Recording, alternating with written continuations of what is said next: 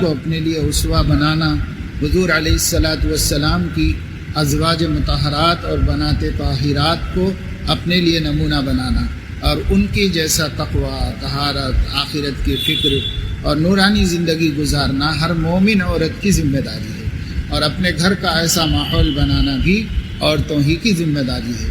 گھروں میں ماحول بنے ہوتے ہیں تو بچے اسی ماحول میں پنپتے ہیں، اسی میں پروان چڑھ کے ماشاء اللہ سے وہ جب جوان ہوتے ہیں تو اللہ کے نیک بندے ہوتے ہیں اور پرہیزگار بندے ہوتے ہیں۔ اور اگر گھر کا ماحول خراب ہو، جس میں دین نہ ہو، ایمان نہ ہو، اور دینی اور ایمان کے مذاکرے نہ ہوں، تو اس ماحول میں جو بچے پل پڑھ کر بڑے ہوتے ہیں وہ تباہ ہو جاتے ہیں، برباد ہو جاتے ہیں، اور زمانے کے لیے اور ملت کے لیے، اپنے نبی کے لیے بہت شرمندگی کا اور رسوائی کا سبب بنتے ہیں۔ آج کا یہ اجتماع اسی سلسلے میں رکھا گیا اور آپ حضرات کو جوڑا گیا۔ ماشاءاللہ محلے کے ذمہ دار حضرات محلہ کمیٹی بنا کر آپ کی تعلیم کا بھی انتظام کیے ہوئے ہیں۔ ماشاءاللہ کمیونٹی ہال میں باقاعدہ طور پر مکتب چل رہا ہے، جس میں ہر عمر کی عورتیں پڑھ سکتی ہیں اور قرآن مجید صحیح کر سکتی ہیں، اور اس کے علاوہ نوجوانوں کے لیے بھی پروگرام چل رہے ہیں۔ یہ پروگرام بھی یہی فکر پیدا کرنے کے لیے رکھا گیا ہے۔ ہمارے درمیان میں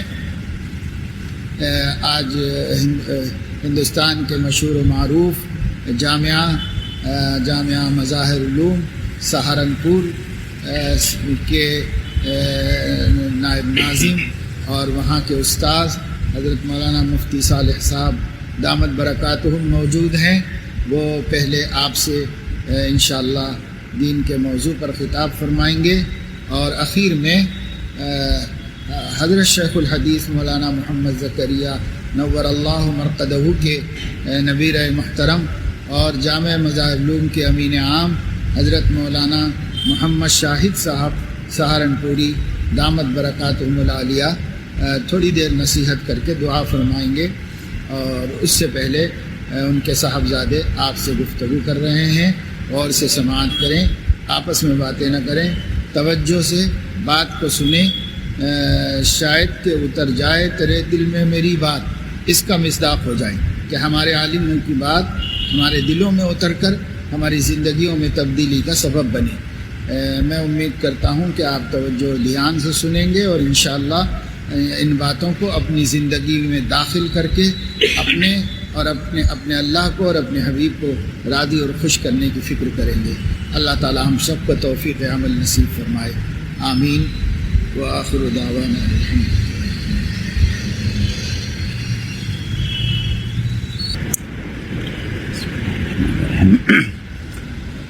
الحمد لله نحمده ونستعينه ونستغفره ونؤمن به ونتوكل عليه ونعوذ بالله من شرور أنفسنا ومن سيئات أعمالنا، من يهده الله فلا مضل له ومن يضلله فلا هادي له، وأشهد أن لا إله إلا الله وحده لا شريك له، وأشهد أن سيدنا ونبينا ومولانا محمدا عبده ورسوله صلی اللہ تعالی علیہ وعلى آلہ واصحابہ وازواجہ وبارک وسلم تسلیما کثیرا کثیرا، اما بعد فاعوذ باللہ من الشیطان الرجیم، بسم اللہ الرحمن الرحیم۔ من عمل صالحا من ذکر او انثى وهو مؤمن فلنحيينه حیاة طیبة ولنجزینهم اجرهم بأحسن ما كانوا يعملون۔ صدق اللہ العظیم۔ میرے عزیز ماؤں اور بہنوں، اللہ تبارک و تعالی نے ہمیں اور آپ کو یہاں دین کی نسبت پر اور دین کی بات سننے کی نسبت پر جمع فرمایا ہے۔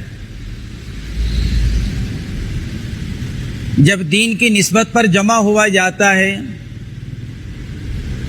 اور جذبہ سن کر عمل کرنے کا ہوتا ہے، تو حدیث پاک میں اور قرآن پاک میں ایسے لوگوں کے لیے بشارت آئی ہے۔ اللہ تبارک و تعالیٰ کا ارشاد ہے، فبشر عباد الذین یستمعون القول فیتبعون احسنہ۔ نبی جی بشارت دیجئے میرے ان بندوں کو جو بھلی باتوں کو غور سے سنتے ہیں. یستمعون، استماع، دل کے کانوں سے سننا، صرف ظاہری کان نہیں بلکہ دل سے. فبشر عباد الذین یستمعون القول، کہ دل سے سنتے ہیں کسی بات کو. فیتبعون احسنہ، اور پھر اچھے سے اچھا عمل کرنے کی کوشش کرتے ہیں. دین کی بات کو غور سے سن کر اس پر اچھے سے اچھا عمل کرنے کی کوشش. تو کیا بشارت دیجئے؟ اولئک الذین ھداھم اللہ، یہی وہ لوگ ہیں جن کو اللہ کی طرف سے ہدایت ملی. وَأُولَئِكَ هُمْ أُولُو الْأَلْبَابِ، اور یہی وہ لوگ ہیں جن کو عقل مند کہا جا سکتا ہے. دنیا میں ہم بہت سے لوگوں کو عقل مند کہتے ہیں. فلاں بڑا عقل مند ہے، فلاں بڑا ہوشیار ہے، فلاں بڑا چالاک ہے. حدیث پاک کے اندر فرمایا گیا کہ کسی کے بارے میں کہا جاتا ہے کتنا عقل مند، ما عقلہ وما اجلدہ، کتنا عقل مند ہے، کتنا ہوشیار ہے، حالانکہ اس کے دل میں ذرہ برابر ایمان نہیں ہوتا. تو پھر کیسی عقل مندی اس کی؟ جو عقل کی جو چیز تھی وہی اس کے پاس نہیں ہے تو کیسے عقل مند ہوا؟ اس لیے قرآن پاک میں عقل مند ان لوگوں کو کہا گیا جو ہدایت کی باتوں کو سن کر اس پر عمل کرنے والے بنے. اور ہدایت کی باتیں کیا ہیں؟ کہ ہدایت کی باتیں ہیں قرآن و حدیث کی، اللہ اور اللہ کے رسول صلی اللہ تعالی علیہ وسلم کی، کہ یہ ہدایت کی باتیں، کہ ان ہدایت کی باتوں کو سن کر ان پر عمل کرنے کا جذبہ. جو قرآن پاک کی آیت میں نے آپ کے سامنے پڑھی، اللہ تبارک و تعالی اس کے اندر ارشاد فرماتے ہیں کہ جو مرد اور عورت ایمان کی حالت میں نیک اعمال کریں گے، من عمل صالحا من ذکر او انثی، ایمان اور ایمان کے ساتھ اعمال صالحہ، مرد ہوں یا عورت، کیا ہوگا؟ فَلَنُحْيِيَنَّهُ حَيَاةً طَيِّبَةً. اللہ کی طرف سے دو وعدے ہیں ایمان اور اعمال صالحہ پر، ایک اس دنیاوی زندگی کے اعتبار سے اور ایک آخرت کے اعتبار سے. دونوں زندگی کے اعتبار سے اللہ کی طرف سے دو وعدے. فَلَنُحْيِيَنَّهُ حَيَاةً طَيِّبَةً، ہم ان کو پاکیزہ زندگی دیں گے، خوشگوار، چین سکون والی، امن والی، اطمینان والی، راحتوں والی، ان کو زندگی دیں گے. اور وَلَنَجْزِيَنَّهُمْ أَجْرَهُمْ بِأَحْسَنِ مَا كَانُوا يَعْمَلُونَ، دنیا کے اندر پاکیزہ خوشگوار زندگی دیں گے، اور جب آخرت میں آئیں گے اعمال صالحہ کے ساتھ تو جیسا عمل کر کر آئے ہیں اس سے کہیں زیادہ بہتر ہم ان کو بدلہ دیں گے. کہ کیوں؟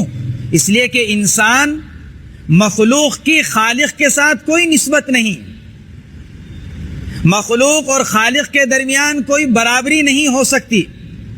مخلوق کتنا ہی اچھے سے اچھا عمل کر لے، انسان کتنا ہی بہتر عمل کر لے، لیکن ایسا عمل نہیں کر سکتا کہ جس سے اللہ کا حق ادا ہو سکے. حضور اکرم صلی اللہ تعالی علیہ وسلم جو تمام مخلوقات میں سب سے افضل اور سب سے مکمل، لیکن وہ بھی کیا ارشاد فرماتے تھے؟ عبادت کرنے کے بعد، دعا مانگنے کے بعد کیا فرماتے تھے اللہ کے بارے میں؟ اللہ سے کیا فرماتے تھے؟ ما عرفناک حق معرفتک وما عبدناک حق عبادتک. اے اللہ، جیسے پہچاننے کا حق ہے ویسا پہچان نہیں سکے، جیسے تیری عبادت کرنے کا حق ہے ویسی عبادت نہیں کر سکے. تو ہمارا کوئی عمل اللہ کی شان کے مناسب ہو ہی نہیں سکتا. یہ تو اللہ ہی کی ذات ہے جو غفور الرحیم ہے، اور اللہ کی ذات ہے جو شکور ہے. شکور کے معنی آتے ہیں قدردان. بندہ ٹوٹا پوٹا عمل کر کر آئے گا اور اللہ اس کے اس ناقص اور ٹوٹے پوٹے عمل کو قبول فرما کر اپنی عطایا سے نوازے گا. یہ شکور، نوازنے والا، قدردانی کرنے والا. بعض اوقات چھوٹے چھوٹے عمل کو اللہ ایسا قبول کر لیتا ہے کہ بندہ اس کے بارے میں سوچ بھی نہیں سکتا. حضور اکرم صلی اللہ تعالی علیہ وسلم نے حضرات صحابہ کرام کا جو مزاج بنایا وہ عمل کا بنایا. عمل کا ذوق پیدا کیا، عمل کا شوق پیدا کیا، عمل کا جذبہ پیدا کیا حضور اکرم صلی اللہ تعالی علیہ وسلم نے. کہ کیوں؟ اس لیے کہ دنیا کے اندر بھی راحت اور آخرت کے اندر بھی کامیابی انسان کے اعمال کے ساتھ ہے. عملی زندگی صرف قول نہیں بلکہ انسان کا عمل. جب انسان عمل پر آتا ہے تو پھر اللہ تبارک و تعالی کی طرف سے رحمتوں کے دروازے کھلتے ہیں، برکتوں کے دروازے کھلتے ہیں اور ہدایت کی ہوائیں چلتی ہیں جب انسان عمل پر آتا ہے. اس لیے حضور اکرم صلی اللہ تعالی علیہ وسلم نے حضرات صحابہ کرام کے اوپر جو محنت کی وہ اس کی کہ صحابہ کرام عمل پر آئیں، مرد ہوں یا عورت، بچے ہوں یا جوان یا بوڑھے، ہر ایک عمل پر آ جائے. چنانچہ حدیث پاک کے اندر متعدد واقعات ملتے ہیں جن سے پتہ چلتا ہے کہ اللہ کے نبی علیہ الصلاۃ والسلام صحابہ کرام کو عمل پر لانے کے لیے کیا کیا صورتیں اختیار کرتے تھے. چھوٹی چھوٹی باتیں، لیکن اللہ کے نبی علیہ الصلاۃ والسلام ان چھوٹی چھوٹی باتوں کے ذریعے سے صحابہ کرام کو عمل پر لاتے تھے. مثلا اللہ کے نبی علیہ الصلاۃ والسلام ایک مرتبہ تشریف فرما تھے، حضرات صحابہ کرام بیٹھے ہوئے ہیں. آپ نے عمل کی اہمیت کو سمجھانے کے لیے اور عمل پر لانے کے لیے آپ نے حضرات صحابہ کرام سے ارشاد فرمایا کہ ذرا بتلاؤ تم میں کون ایسا ہے جو روزانہ 2500 گناہ کرتا ہو.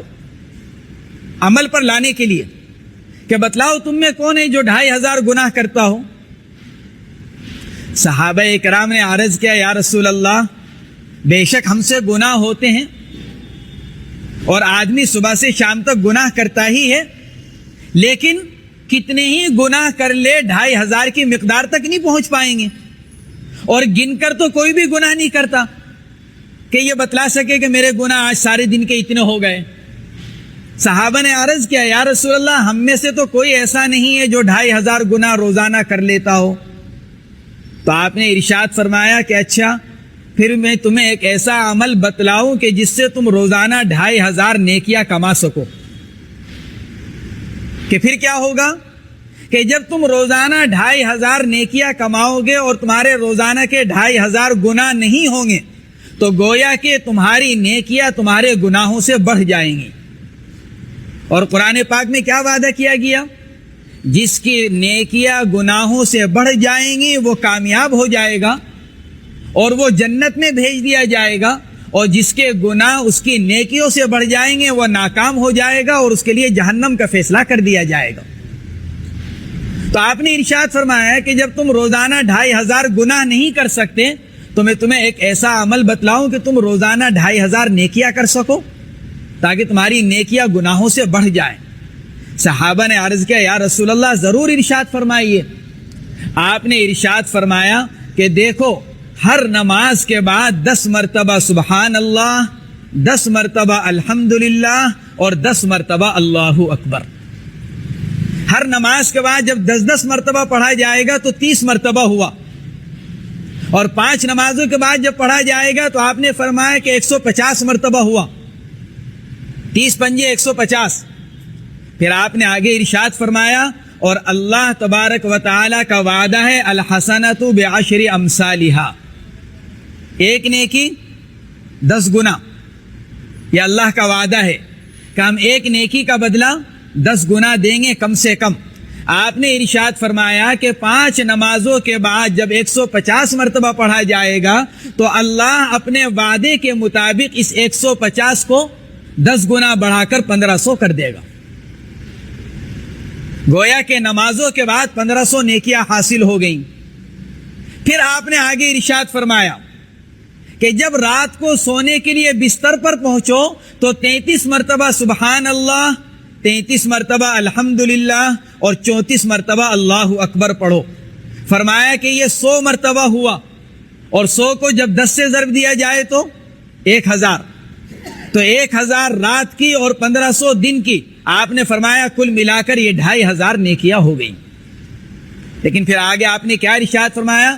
فَمَن يَعْمَلْ بِهِمَا قَلِيلٌ. یہ ایک مختصر سا عمل تو بتلا رہا ہوں، لیکن اس عمل پر عمل کرنے والے بہت تھوڑے ہوں گے. عمل مختصر ہے لیکن اس عمل پر عمل کرنے والے بہت مختصر. اس کو اپنی زندگیوں میں لانے والے بہت کم.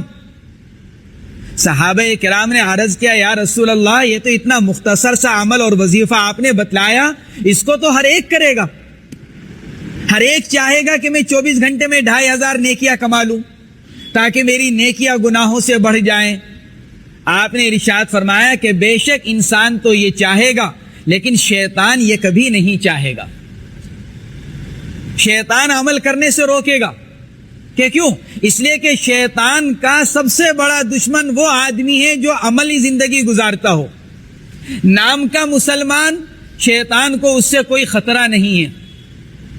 نام کے مسلمان سے شیطان کو کوئی خطرہ نہیں, بلکہ شیطان تو یہی چاہتا ہے کہ آدمی نام کا ہی بنا رہے, کام کا نہ بنے, عمل پر نہ آئے. اس لیے آپ نے فرمایا کہ شیطان کبھی نہیں چاہے گا کہ یہ عمل کیا جائے. آپ نے فرمایا کہ جب نماز کے بعد تم یہ تسبیح پڑھنے لگو گے تو شیطان تمہیں نماز میں ہی تمہارے کام یاد دلائے گا. اذکر کذا اذکر کذا, ارے فلاں کام یاد کرو, فلاں کام یاد کرو. کہ کیوں؟ تاکہ سلام پھیرتے ہی تم بھاگو, سلام پھیرنے کے بعد تاکہ تسبیح پڑھنے کا موقع نہ ملے. اس لیے شیطان چاہے گا کہ ادھر امام صاحب نے سلام پھیرا اور ادھر جو ہمارے 10 کام نماز میں یاد آئے تھے ہم سلام پھیرتے ہی ان کاموں کو پورا کرنے کے لیے چلیں. تو شیطان ہمیں نماز کے بعد ان تسبیحات کو پڑھنے نہیں دے گا. یہ فرمایا کہ شیطان نماز ہی میں یاد دلائے گا. بطور لطیفے کے علماء نے لکھا ہے یہاں پر کہ شیطان کبھی یہ نہیں چاہتا کہ انسان دل جمعی کے ساتھ اور استحضار کے ساتھ نماز ادا کرے, کبھی نہیں چاہتا. اس لیے شیطان وسوسے ڈالتا ہے نماز کے اندر, خیالات لے کر آتا ہے, اور پھر اگر آدمی ہمت نہ کرے تو پوری نماز خیالات کے اندر پوری ہو جاتی ہے, پوری نماز, اور آدمی انہی کے اندر بہتا چلا جاتا ہے. مرد ہو یا عورت نماز کے اندر سوچ رہے ہیں, کہیں سے کہیں پہنچ گئے اور اسی میں نماز پوری ہو گئی. کیونکہ نماز رٹی ہوئی ہے, اس لیے چاہے دل اور دماغ کہیں پر بھی ہو جسم ارکان کو پورا کر لیتا ہے. جسم حرکت کر رہا ہے, زبان چل رہی ہے اور دل کہیں مشغول ہے. یہ حال ہے ہماری نماز کا. کیونکہ شیطان یہ دیکھتا ہے کہ میں اس کو, مرد کو, عورت کو, میں اس کو نماز سے تو نہیں روک سکتا لیکن کم سے کم اس کی نماز کی روح نکال دوں. نماز سے تو نہیں روک سکتا, نماز تو پڑھے گا یہ مرد, نماز تو پڑھے گی یہ عورت, اس سے تو نہیں روک پاؤں گا, لیکن کیا کروں کہ نماز کی روح نکال دوں. نماز کے اندر ہی اس کو پورے خاندان کی سیر کرا دوں, نماز کے اندر ہی اس کو اس کے کاروبار کی سیر کرا دوں, اس کی تجارت کی کرا دوں. تو شیطان کبھی نہیں چاہتا. اس لیے علماء نے لکھا ہے کہ اگر کسی آدمی کو کوئی بات یاد نہ آ رہی ہو تو کیا کرے؟ نماز کی نیت باندھ لے, وضو کر کر نماز کی نیت باندھ لے اور دل جمعی کے ساتھ نماز پڑھنا شروع کر دے. تو شیطان کبھی یہ نہیں چاہے گا کہ یہ آدمی دل جمعی سے نماز پڑھے استحضار کے ساتھ, تو شیطان نماز میں اس کو بھولی ہوئی بات یاد دلا دے گا. چنانچہ واقعہ ہے حضرت امام ابو حنیفہ رحمہ اللہ کا. ایک آدمی آیا اور اس نے آ کر کہا کہ حضرت میں نے جنگل میں اپنا بہت بڑا خزانہ دبایا لیکن اب یاد نہیں آ رہا ہے کہ کہاں دبایا. یاد کرتے کرتے تھک چکا ہوں لیکن یاد نہیں آ کے دے رہا ہے کسی طرح. فرمایا کہ ایک حل ہے, وضو کرو اور جا کر نماز کی نیت باندھو اور یہ نیت کر لو, عہد کر لو کہ جب تک مجھ کو یاد نہیں آئے گا نماز پڑھتا رہوں گا. تھوڑی ہی دیر کے بعد وہ آدمی واپس آیا اور اس نے آ کر کہا کہ حضرت یاد آ گیا کہ خزانہ کہاں دبا ہوا ہے. فرمایا کہ مجھ کو اس کا یقین تھا, اس لیے کہ شیطان کبھی نہیں چاہے گا کہ تم نماز پڑھو, اور شیطان کبھی یہ نہیں چاہے گا کہ آدمی استحضار کے ساتھ نماز کو پورا کرے. اس لیے جب تم نے نماز کی نیت باندھی تو شیطان فوراً آ گیا تمہیں یاد دلانے کے لیے کہ تم نے اپنا خزانہ کہاں دبا رکھا ہے. یہ بطور لطیفے کے لکھا علماء نے. یہ مطلب نہیں کہ آدمی اپنی بھولی ہوئی باتوں کو یاد کرنے کے لیے نماز پڑھے. یہ شیطان کا حربہ. حدیث پاک میں فرمایا گیا کہ شیطان اذکر کذا اذکر کذا، ارے فلاں بات یاد کر، فلاں بات یاد کر، فلاں نے تجھے یوں کہا، فلاں نے تجھے یوں کہا، فلاں دن یہ واقعہ ہوا، فلاں یہ ہوا، فلاں یہ ہوا. تو شیطان یاد دلاتا ہے. تو آپ نے فرمایا کہ نماز کا سلام پھیرتے ہی شیطان اتنے کام یاد دلا دے گا کہ آدمی یہ تسبیح نہیں پڑھ سکے گا.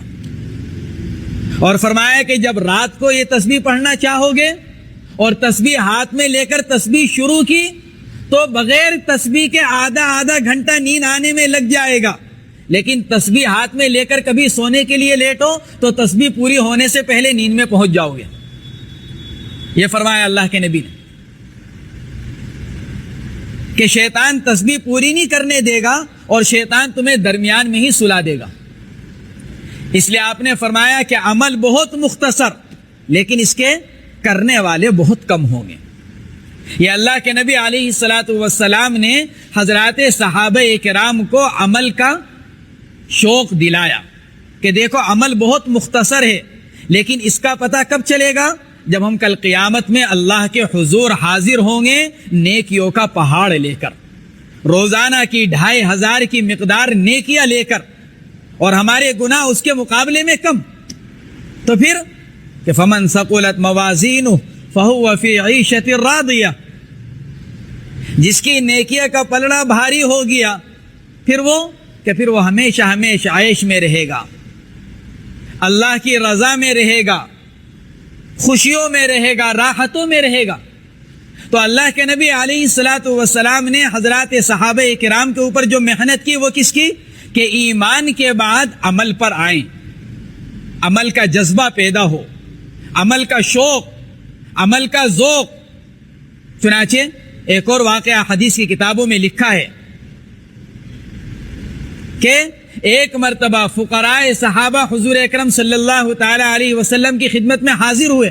یہ تمام واقعات وہ ہیں جو ہم روزانہ صبح و شام پڑھتے ہیں، فضائل کی تعلیم میں آتے ہیں، ہمارے مطالعے میں آتے ہیں، لیکن بس ضرورت اس بات کی ہے کہ ہم ان کو دل کے آنکھ سے پڑھنے والے بن جائیں اور دل کے کانوں سے سننے والے بن جائیں. تو پھر ہمارے لیے عمل کرنا آسان ہو جائے.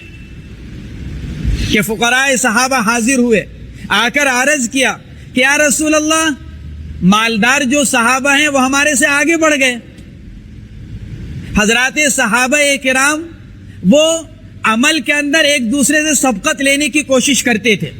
جس طرح آج ہم مسلمان مال و دولت میں دنیا کے اعتبار سے ایک دوسرے سے آگے بڑھنے کی کوشش کرتے ہیں. فلاں کے پاس اتنے لاکھ کی گاڑی تو میرے پاس اس سے اچھی ہونی چاہیے، میری فلاں سہیلی نے اتنے کا جوڑا بنایا تو میرا جوڑا اس سے مہنگا ہونا چاہیے، یہ اس دکان سے خرید کر لے کر آئی تو میں اس سے بڑی دکان سے خرید کر لے کر آؤں. یہ تنافس، ایک دوسرے سے آگے بڑھنا، یہ ہمارے اندر دنیا کے اعتبار سے کہ ہم ایک دوسرے سے اچھا، ایک دوسرے سے اعلیٰ اور ایک دوسرے سے قیمتی چیز خرید کر لے کر استعمال کریں، یہ آج ہمارا جذبہ بنا ہوا ہے دنیا کے اعتبار سے. حضرات صحابہ کرام رضوان اللہ تعالی علیہم اجمعین کا جذبہ عمل کے اعتبار سے کہ ہم عمل کے اعتبار سے دوسروں سے کیسے آگے بڑھیں. وہ بھی عمل کر رہے ہیں، ہم بھی عمل کر رہے ہیں، وہ ہمارے سے آگے بڑھ رہے ہیں تو ہم ان سے آگے کیسے بڑھ سکتے ہیں؟ کہ کیوں؟ اس لیے جیسے ابھی حضرت مولانا فرما رہے تھے کہ دنیا یہ تو ضرورت پوری کرنے کی جگہ، دنیا خواہشات کے پورا کرنے کی جگہ نہیں. ہم نے دنیا کو خواہشات کے پورا کرنے کی جگہ بنا لیا اور خواہشات انسان کی کبھی پوری نہیں ہوتی.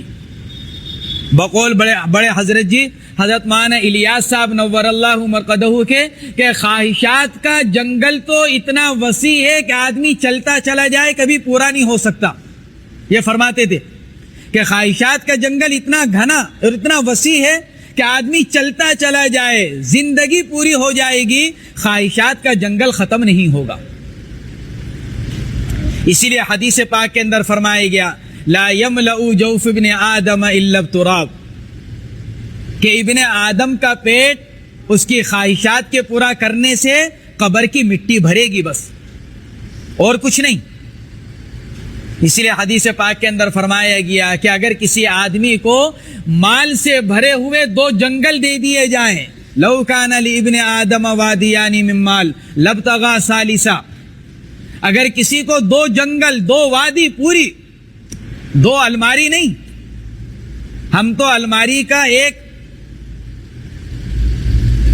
خانہ اگر ہمارا سونے جواہرات سے بھر جائے تو ہم خوش ہو جاتے ہیں۔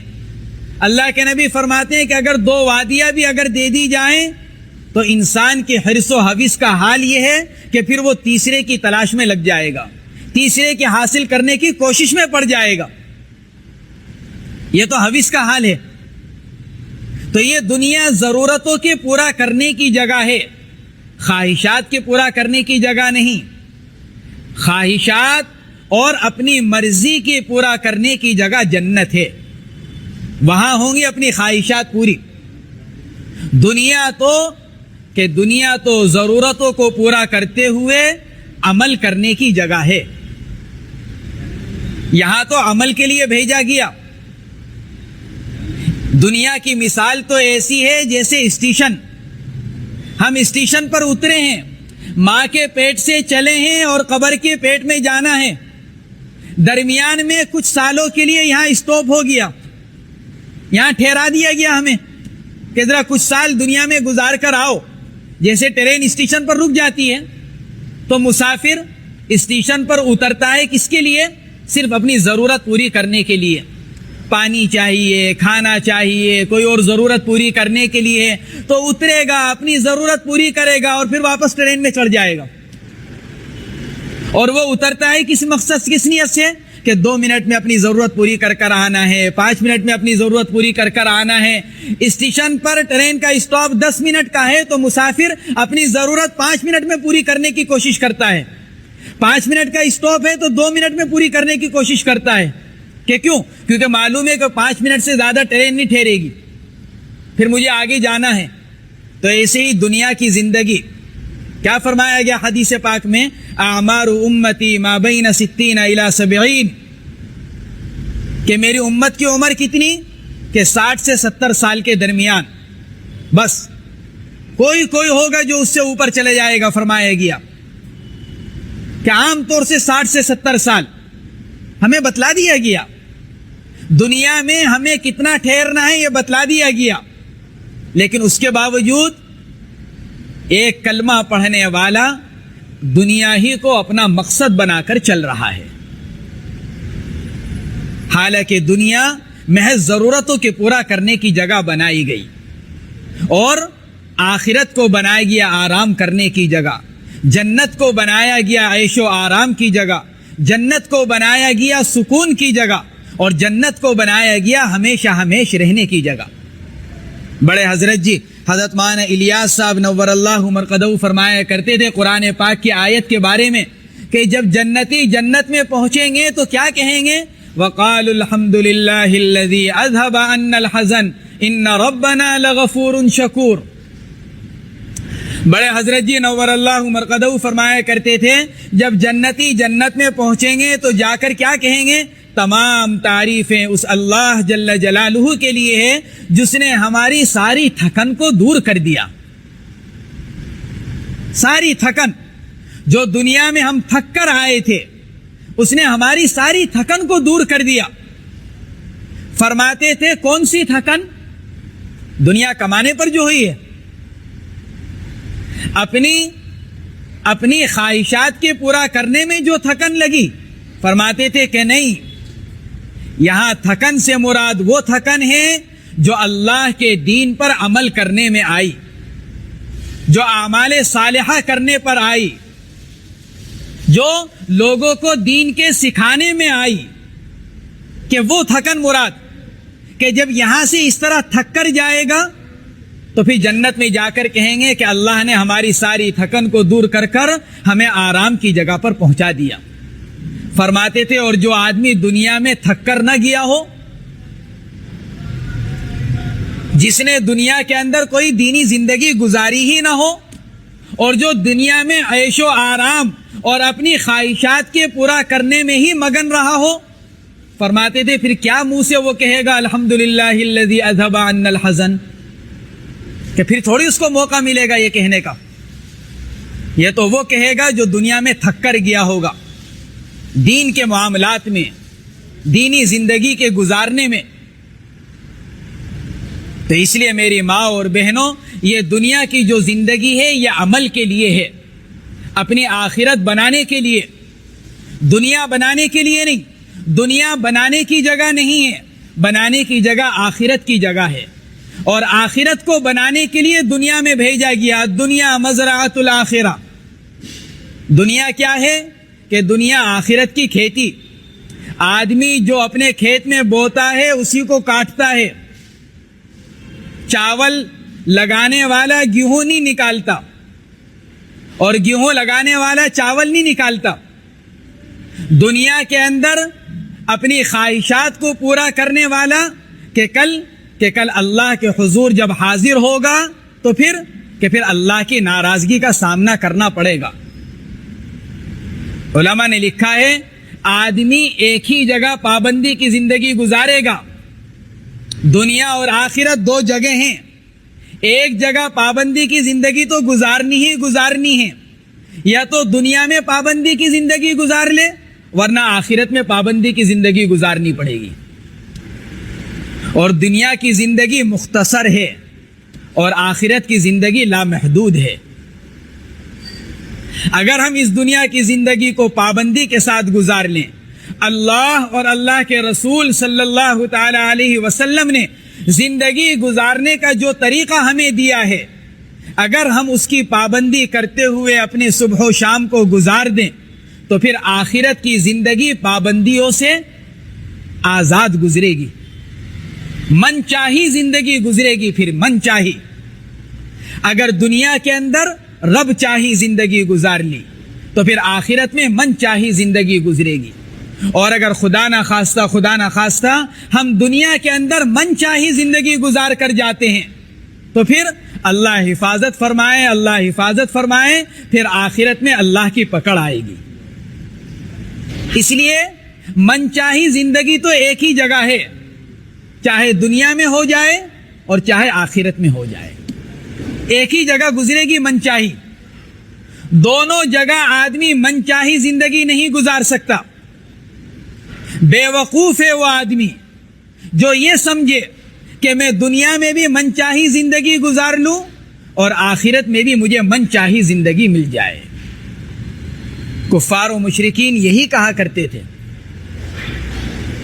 کہ دنیا میں بھی اللہ نے ہم کو دے رکھا ہے، اس کا مطلب یہ ہے کہ اللہ ہم سے راضی ہے، اللہ ہم سے خوش ہے، جبھی تو یہ مال و دولت دے رکھا ہے. اور جب اللہ ہم سے خوش ہے تو پھر آخرت میں بھی ہمیں دے گا. یہ کہتے تھے نہ ماننے والے. لیکن بات یہی ہے کہ آدمی ایک ہی جگہ من چاہی زندگی گزارے گا، چاہے تو اس مختصر سی زندگی کو من چاہی بنا لے اور چاہے آخرت کی لامحدود زندگی کو من چاہی بنا لے. میں عرض کر رہا تھا کہ فقراء صحابہ حاضر ہوئے، عرض کیا یا رسول اللہ مالدار صحابہ ہمارے سے سبقت لے گئے کہ کیا ہوا؟ کہ ہم بھی نماز پڑھتے ہیں وہ بھی نماز پڑھتے ہیں، ہم بھی روزہ رکھتے ہیں وہ بھی روزہ رکھتے ہیں، لیکن وہ صدقہ خیرات کرتے ہیں مال و دولت ہونے کی وجہ سے اور ہمارے پاس ہے نہیں، ہم کر نہیں پاتے تو ہم ان سے پیچھے رہ جاتے ہیں. وہ صدقہ خیرات کرتے ہیں، اللہ کے راستے میں خرچ کرتے ہیں. سبق المفردون، سبقت لے گئے ہمارے سے، وہ آگے بڑھ گئے. یہ فکر پیدا ہوئی کہ ہم عملی زندگی میں کیسے آگے بڑھیں. صحابہ کرام اس کی فکر کیا کرتے تھے. اس لیے قرآن کہتا ہے فَلْيَتَنَافَسِ الْمُتَنَافِسُونَ. یہ ہے آگے بڑھنے کے جو کام ہیں وہ یہ ہیں کہ آدمی آخرت کو سوچے کہ آخرت کی کون سی چیز ہمیں کام دینے والی ہے.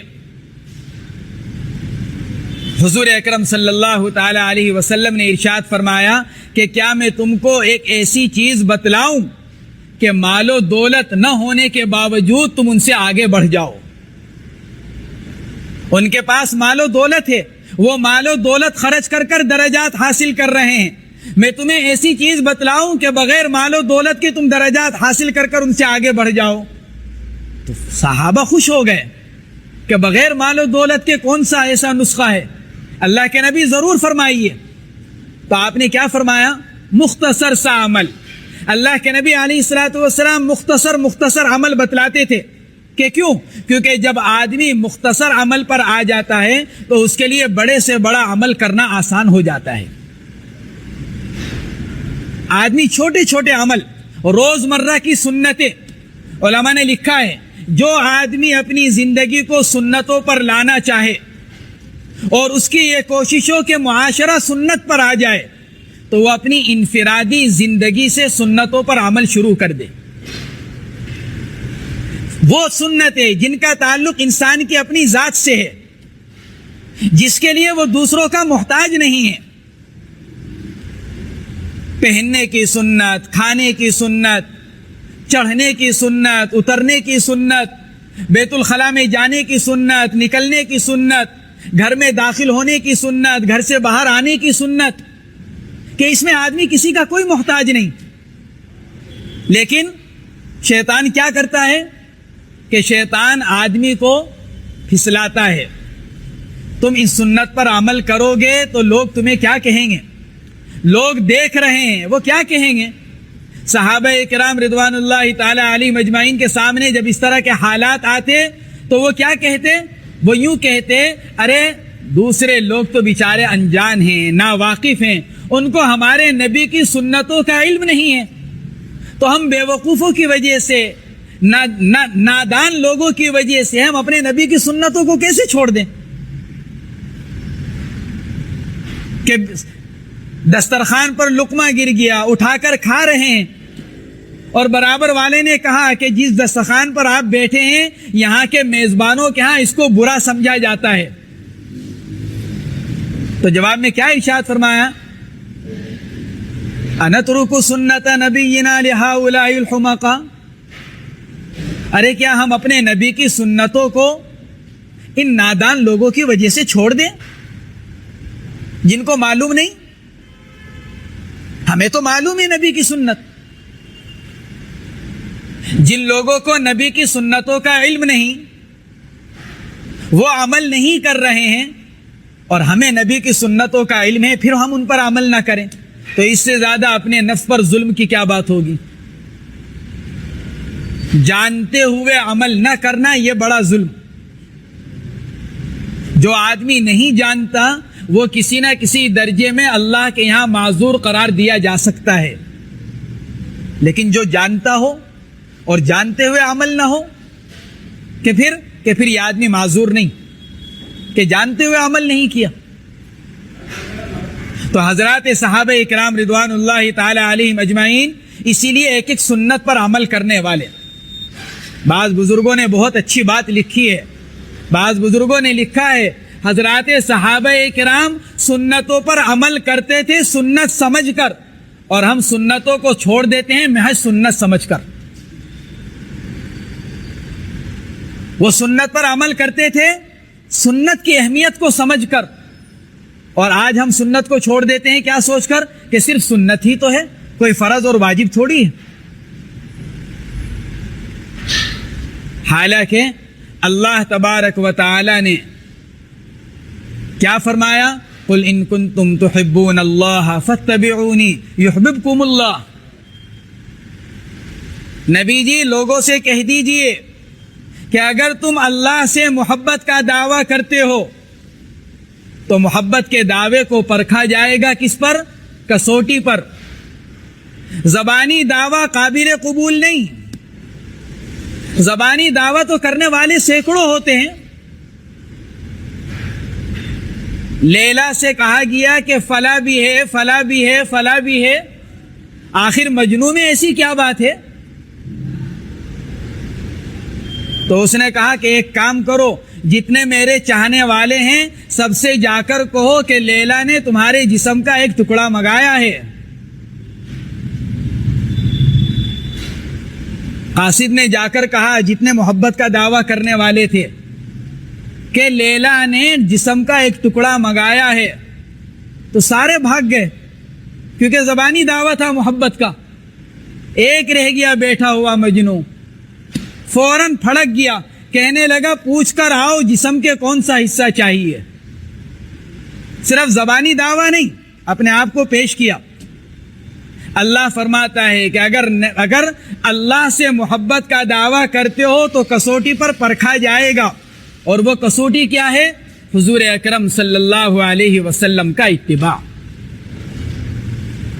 تم اللہ سے محبت کا دعویٰ کرتے ہو، ذرا بتلاؤ کہ حضور اکرم صلی اللہ علیہ وسلم کی سنتیں کتنی ہیں تمہاری زندگی میں، کتنا اتباع ہے، کتنا نبی کی چال چلتے ہو، کتنے نبی کے طریقے کے مطابق زندگی گزارتے ہو.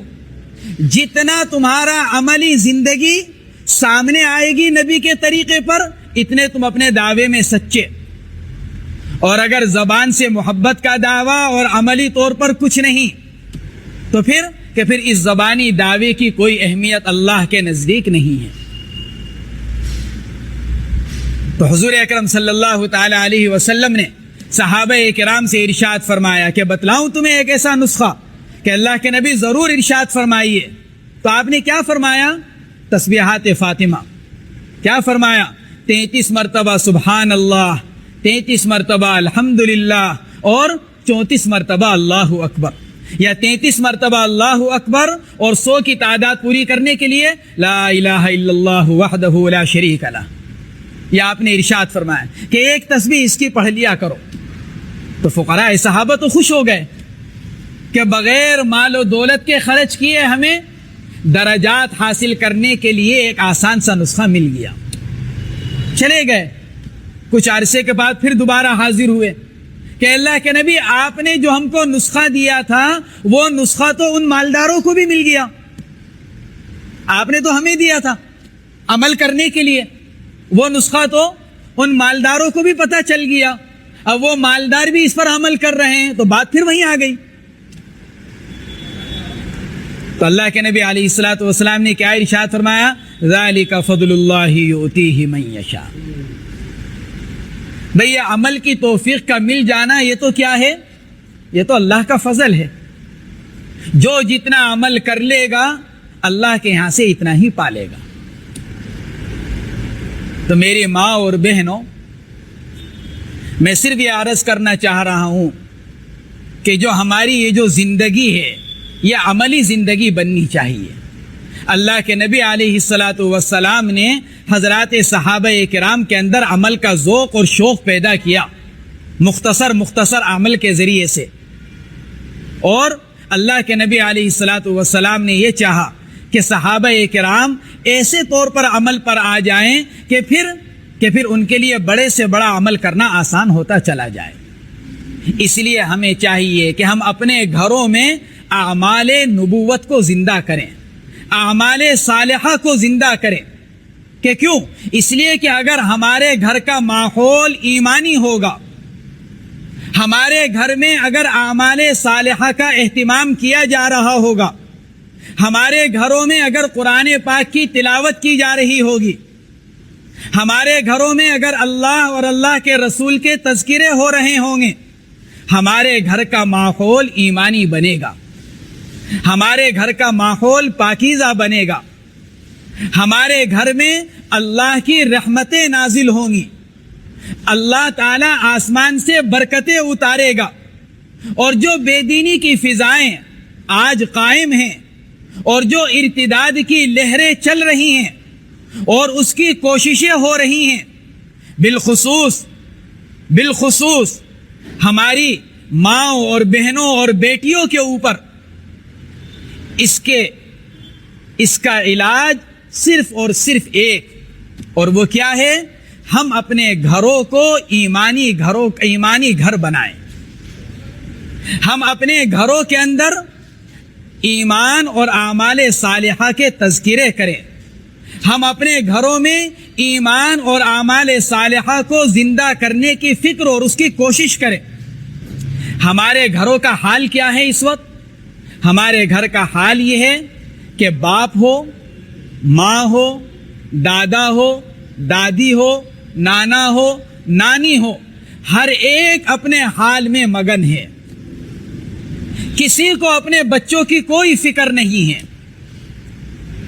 ماں کی اپنی مشغولیت، باپ کی اپنی مشغولیت. باپ اگر دیندار ہے تو باپ کی ساری دینداری کی فکر گھر سے باہر،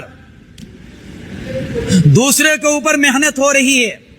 ماں اگر دیندار ہے، ماں کا تعلق اگر دعوت و تبلیغ کی محنت سے ہے، تو ماں کی ساری فکر کہیں کی ہو رہی ہے؟ اپنے گھر کی چار دیواری سے باہر، دوسروں کے اوپر محنت اور اپنے گھر سے غفلت. قرآن کیا کہتا ہے؟ یا ایھا الذین آمنوا قوا انفسکم واہلیکم نارا. اپنی فکر کرو، اپنے گھر والوں کی فکر کرو. پہلے اپنی نسل کو دیکھو کہ نسل کہاں جا رہی ہے. پہلے ان کے بارے میں سوچو، پہلے ان کے بارے میں فکر کرو. اس کے بعد باہر نکلو اور باہر کی فکر کرو اور باہر کے بارے میں سوچو. میری ماں اور بہنوں، آج کا ماحول اور آج کے حالات بہت نازک ہیں، بہت نازک ہیں. اگر ہمارے گھر کی عورتوں کے اندر اگر دین آ جائے تو پھر اولاد تو بہت دور کی بات ہے. اللہ تبارک و تعالی گھر کی عورتوں کے ذریعے سے خاندان میں ایمان لے کر آ جاتا ہے. اگر حضرات صحابہ کرام رضوان اللہ تعالی علیہم اجمعین کے واقعات کو اگر پڑھا جائے، حکایات صحابہ کے اندر، حیات الصحابہ کے اندر، اگر حضرات صحابہ کرام کے واقعات کو اگر ہماری مائیں اور بہنیں پڑھیں تو پتہ چلے گا کہ کتنے صحابہ کرام کو ایمان گھر کی مستورات کے ذریعے سے ملا. سیدنا حضرت عمر فاروق رضی اللہ تعالی عنہ، عورت کا کوئی رشتہ ایسا نہیں ہے. عورت کے جتنے رشتے ہو سکتے ہیں، ماں کا، بیٹی کا، بہن کا، پھوپھی کا، جتنے رشتے بن سکتے ہیں، اللہ تبارک و تعالی نے حضرات صحابہ کرام میں ہر رشتے کے طرف سے مردوں کو ایمان پہنچایا، ہر رشتے کی طرف سے. حضرت عمر فاروق رضی اللہ تعالی عنہ کو ایمان ملا ہے بہن کی طرف سے، کہ بہن کے ذریعے سے ایمان آیا. حضرت عدی ابن حاتم رضی اللہ تعالی عنہ کو ایمان ملا ہے پھوپھی کی طرف سے. حضرت اکرمہ ابو جہل کے بیٹے ہیں، حضرت اکرمہ رضی اللہ تعالی عنہ. اور ایمان کس سے مل رہا ہے؟ کہ ایمان مل رہا ہے بیوی کی طرف سے. عورت کے جتنے رشتے ہو سکتے ہیں، اللہ نے صحابہ کرام کو عورتوں کی طرف سے ایمان پہنچایا. کہ کیوں؟ اس لیے کہ جب عورت کی زندگی میں دین آتا ہے اور عورت ایمان اور اعمال صالحہ پر آ جاتی ہے تو پھر صرف ایک ہی گھر دیندار نہیں بنتا، بلکہ پھر عورت کے ذریعے سے اللہ تبارک و تعالی پورے خاندان کو، پوری برادری کو اور پورے معاشرے کو دیندار بنا دیتا ہے. آج ہمارے گھروں سے جو تشویشناک خبریں آ رہی ہیں اور جو خطرناک حالات سامنے آ رہے ہیں، اس کی واحد وجہ کیا ہے؟ ہماری ماں اور بہنوں کا اپنے گھروں کے ماحول کو اس کی فکر نہ کرنا، گھروں کے بارے میں نہ سوچنا. ہمارے بچے کہاں جا رہے ہیں، ہمارے بچوں کی صحبت کیا ہے. ہماری بیٹی گھر سے باہر نکل رہی ہے تو بیٹی گھر سے باہر نکلنے کے بعد سے لے کر گھر واپس آنے تک اس کا وقت کہاں گزر رہا ہے. اگر اس کے پاس فون ہے تو فون سے رابطہ کس کس سے ہے. آج ہمیں اس کی بالکل کوئی پرواہ نہیں ہے، نہ باپ کو پرواہ، نہ ماں کو پرواہ. اس لیے میری ماں اور بہنوں، آپ سے درخواست ہے لجاجت کے ساتھ کہ سب سے پہلے ہم اپنے بچوں کی دینی اور اخلاقی تربیت کی فکر کریں، ان کی دینی تعلیم کو سوچیں. اس لیے کہ جب بچے کو بچپن میں دینی تعلیم نہیں ملتی اور گھر میں بھی دینی ماحول نہ ہو تو پھر بچوں کا بگڑنا لازمی ہے. یا تو بچے کو دینی تعلیم مل جائے یا پھر بچے کو گھر میں دینی ماحول مل جائے. تو پھر تو آج کے ان حالات میں ہمارے بچے محفوظ رہ سکتے ہیں. اور اگر گھر میں بھی دینی ماحول نہ ہو اور بچوں کو بچپن میں دینی تعلیم بھی نہ دی جا رہی ہو تو پھر جب بچہ اسکول جائے گا, کالج جائے گا, یونیورسٹی جائے گا اور جا کر صبح و شام وہ بات اس کے کانوں میں ڈالی جائے گی جو اسلام کے بنیادی عقائد کے خلاف, جو اسلام کی بنیادی تعلیمات کے خلاف, تو پھر ہمارا بچے کا ذہن خراب نہیں ہوگا تو کیا ہوگا؟ ہمارا بچہ اسلام سے دور نہیں جائے گا تو کیا نہیں ہوگا؟ اس لیے سب سے پہلے ہماری ذمہ داری کیا ہے کہ سب سے پہلی ذمہ داری یہ ہے کہ ہمارے گھر کا ایک ایک بچہ, لڑکا ہو یا لڑکی, اس کی ہم دینی تعلیم کا نظم کریں, اس کی دینی تعلیم کے بارے میں سوچیں. اور سب سے پہلے ہم اپنے بچے کو ابتدائی دینی تعلیم دینے کی فکر کریں. ہم یہ نہیں کہتے کہ بچوں کو عصری تعلیم نہ دلوائی جائے, ضرور دلوائی جائے. بچوں کو وکیل بنایا جائے, بچوں کو ڈاکٹر بنایا جائے, بچوں کو انجینئر بنایا جائے, ہر شعبے میں مسلمان بچوں کو پہنچایا جائے. لیکن شعبوں میں بھیجنے سے پہلے اور ان شعبوں کی تعلیم سے پہلے ہم اپنے بچوں کو پہلے بنیادی تعلیم دینی دے دیں. کہ کیوں؟ اس لیے کہ بچپنے میں بچے کا ذہن بالکل صاف, تختی کی طرح, صاف تختی جس طرح ہوتی ہے جس پر کچھ لکھا ہوا نہ ہو. 5 سال کا بچہ, 6 سال کا بچہ جس کے دل دماغ میں کچھ نہیں ہے, سب سے پہلے جو اس کے اوپر لکھ دیا جائے گا وہ اس کے دل اور دماغ میں محفوظ ہو جائے گا. جو سب سے پہلے لکھ دیا جائے گا وہ اس کے دل اور دماغ میں ایسا محفوظ ہو جائے گا کہ پھر ساری عمر اس کو کوئی کھرچنا چاہے تو کھرچ نہیں سکتا. ساری عمر کوئی محنت کر کر اس کو صاف کرنا چاہے تو اس کو صاف نہیں کر سکتا. اس لیے ہم بچپنے میں اپنے بچوں کو کیا کریں؟ ابتدائی بنیادی تعلیم دینے کی فکر کریں. مکاتب کے ذریعے سے, مدارس کے ذریعے سے, مساجد کے ذریعے سے, اپنے اسلامک اسکولوں کے ذریعے سے کہ ہم بنیادی تعلیم, کہ بچوں کو قرآن پاک پڑھوائیں, بچوں کو ابتدائی بنیادی تعلیم جو اسلام کے ابتدائی بنیادی عقائد ہیں ہم بچوں کو وہ سکھائیں, وہ پڑھوائیں. پہلے ہمارے بڑے بچوں کو بچپنے ہی میں کیا کرتے تھے؟ ایمان سکھاتے تھے, عقائد سکھاتے تھے.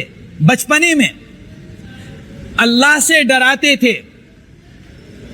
پہلے الف سے اللہ سکھایا جاتا تھا, اب الف سے انار سکھایا جاتا ہے. پہلے بچپنے میں اللہ سے ڈر, اللہ سے مانگنا شروع سے ہی بچے کے دل دماغ کے اندر یہ بٹھایا جاتا تھا. اب سے 100 سال پہلے, 150 سال پہلے, 200 سال پہلے اگر ہمارے بزرگوں کے حالات اگر پڑھیں گے, اسلاف کے واقعات اگر پڑھیں گے تو کیا سمجھ میں آئے گا کہ ہمارے گھر کی مستورات, ہماری مائیں اور بہنیں کیا کرتی تھی کہ بچپنے میں بچوں کو ایمان سکھاتی تھی, بچپنے میں بچوں کو عقائد کی تعلیم دیتی تھی, بچپنے میں بچوں کو قرآن پاک کی آیات سکھاتی تھی, بچپنے میں بچوں کو اللہ سے مانگنا سکھاتی تھی, بچپنے میں بچوں کو اللہ سے ڈرنا سکھاتی تھی. بچہ کوئی چیز مانگ رہا ہے تو ماں کیا کہتی تھی کہ بیٹا اللہ سے مانگو, اللہ دے گا. بیٹا دیکھو یہ غلط کام مت کرنا ورنہ اللہ ناراض ہو جائیں گے. دیکھو اللہ اگر ناراض ہو گیا تو پھر کیا اللہ ہمارے سے یہ چیز چھین لیں گے. تو بچپنے میں یہ تعلیم دی جاتی تھی. تو بچہ جیسے جیسے بڑا ہوتا تھا اس کا ایمان مضبوط ہوتا تھا. آج ہمارے گھروں سے یہ سارے تذکرے نکل چکے ہیں, اللہ اور اللہ کے رسول کے تذکرے ہمارے گھروں سے نکل چکے ہیں. ہمارے گھر ان سارے تذکروں سے خالی ہو کر اب دنیا اور دنیا کے تذکروں سے بھر چکے ہیں. دنیا کے تذکرے، دنیا والوں کے تذکرے، مال و دولت کے تذکرے، عہدوں کے تذکرے، فیشن کے تذکرے. اس لیے سب سے پہلے ہمیں اپنے گھروں کے ماحول کو پاکیزہ بنانا. اور گھروں کا ماحول پاکیزہ کیسے بنے گا؟ جو میں نے قرآن پاک کی آیت پڑھی، اللہ کا وعدہ فَلَنُحْيِيَنَّهُ حَيَاةً طَيِّبَةً، پاکیزہ زندگی، پاکیزہ ماحول، پاکیزہ معاشرہ. گھروں کا پاکیزہ ماحول بنے گا کیسے؟ ایمان اور اعمال صالحہ سے. ہم گھر کے اندر اعمال صالحہ کرنے والے بن جائیں. ہمارے حضرت جی حضرت مولانا انعام الحسن صاحب نور اللہ مرقدہ عورتوں کے اندر خاص طور سے تاکید فرمایا کرتے تھے. کیا فرمایا کرتے تھے؟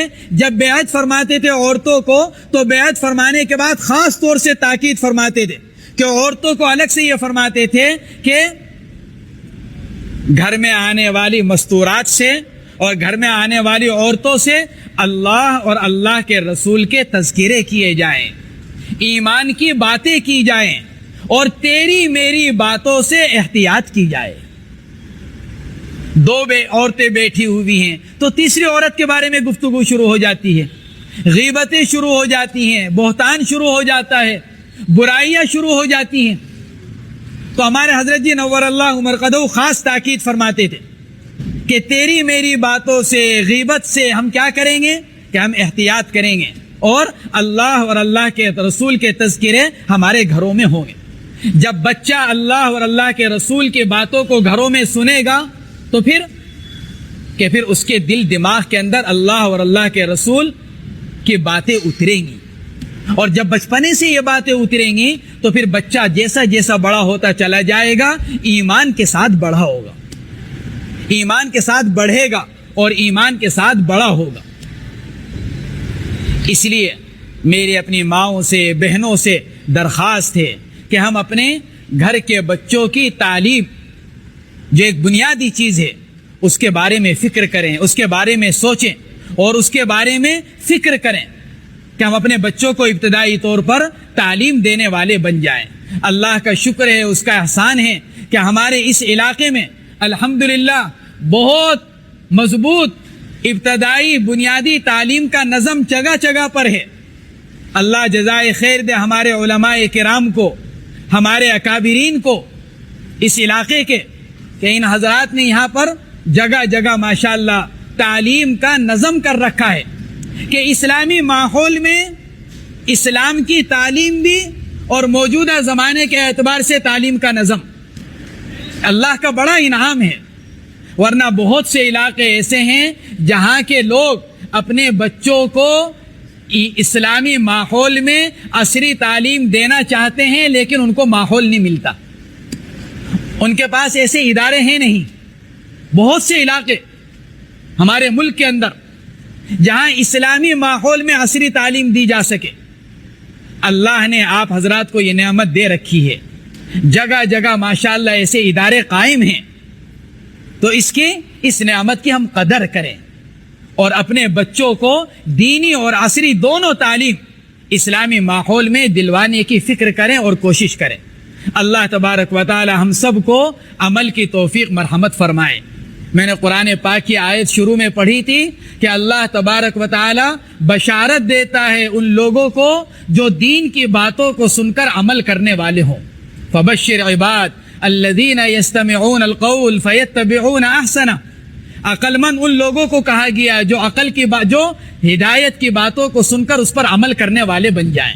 اللہ تبارک و تعالی ہم سب کو عمل کی توفیق مرحمت فرمائے اور ہم سب کو اپنی اولاد کی فکر کرنے والا بنائے اور اپنے گھروں کو پاکیزہ بنانے کی فکر کرنے کی توفیق مرحمت فرمائے. وآخر دعوانا الحمدللہ رب العالمین.